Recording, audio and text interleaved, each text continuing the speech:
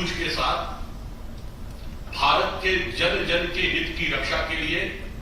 प्रधानमंत्री श्री नरेंद्र मोदी जी एक अत्यंत महत्वपूर्ण विदेश यात्रा पर और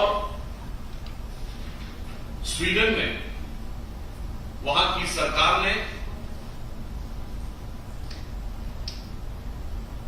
भारत के आज तक के सर्वाधिक लोकप्रिय प्रधानमंत्री और विश्व के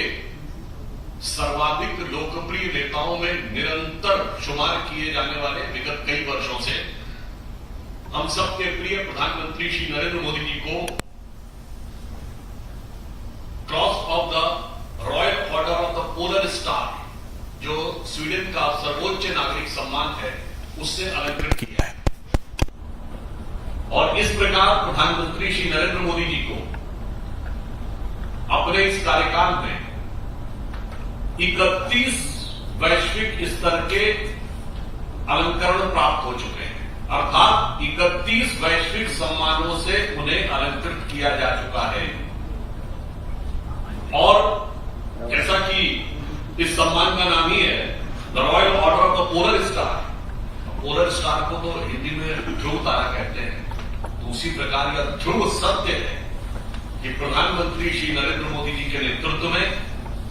भारत ने आज विश्व में जो अपनी स्थिति बनाई है वो हर भारतीय को गर्व का अनुभव कराती है। ये सम्मान मात्र एक व्यक्ति के रूप में श्री नरेंद्र मोदी जी का सम्मान नहीं है, यह प्रधानमंत्री श्री नरेंद्र मोदी जी के द्वारा 140 करोड़ भारतवासियों की क्षमता और उनकी उत्कृष्टता को वैश्विक धरातल पर स्थापित करने का यह प्रतीक है। तो मैं कह सकता हूं कि यह हर भारतीय के लिए एक बहुत गर्व का क्षण है। तो यदि मैं इसे एक पंक्ति में कहना चाहूं कि प्रधानमंत्री श्री मोदी जी के लिए कि जन जन के कर्मठ जननायक, भारत मानस मंजुमरा, दिव्य प्रभा से तुम चमके हो, बल रोली भारत मां के भार। इससे पूर्व इस यात्रा के जो पूर्ववर्ती चरण है उनमें आपने देखा कि पूरे देश के सामने और सारे विश्व के सामने सबसे बड़ी चुनौती ऊर्जा संकट की है। तो प्रधानमंत्री श्री मोदी जी ने यूएई की यात्रा के दौरान संयुक्त अरब अमीरात ने भारत से यह करार किया है कि भारत का जो रणनीतिक तेल भंडार है यानी स्ट्रेटेजिक ऑयल रिजर्व, उसमें 30 बिलियन बैरल अर्थात 3 करोड़ बैरल की वृद्धि करेगा। इससे भारत का रणनीतिक तेल भंडार 70% अधिक हो जाएगा, अर्थात हमारी तेल संबंधी ऊर्जा की सुरक्षा और अधिक उपयुक्त और प्रभावी हो जाएगी। इसके साथ ही यूएई की कंपनी ने भारत में भी $5 बिलियन के निवेश की भी घोषणा की है,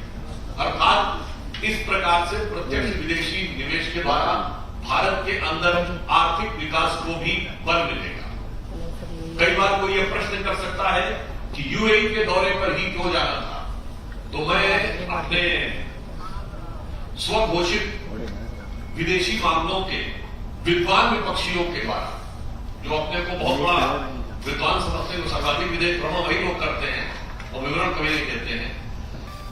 जैसे आसन्न संकट दिखाई पड़ रहा है तो उस समय यह भारत के लिए अत्यंत महत्वपूर्ण होगा। इसके साथ एक दूसरा विषय जो भारत की दूसरी एक रणनीतिक आवश्यकता के लिए महत्वपूर्ण होता है, आज इलेक्ट्रॉनिक्स और चिप में हम सभी प्रयोग करते हैं और आपने देखा है कि अमेरिका और चीन जैसे देशों में भी जो टग ऑफ वॉर हुआ उसमें कहीं न कहीं क्रिटिकल मिनरल और चिप का अत्यंत महत्वपूर्ण स्थान रहा। तो नीदरलैंड और स्वीडन के साथ जो प्रधानमंत्री जी ने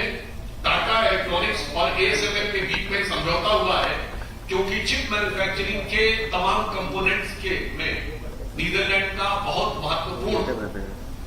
स्थान है, अतः भारत को चिप के संदर्भ में स्वावलंबी बनाने में ये एक महत्वपूर्ण मील का पत्थर साबित होगा।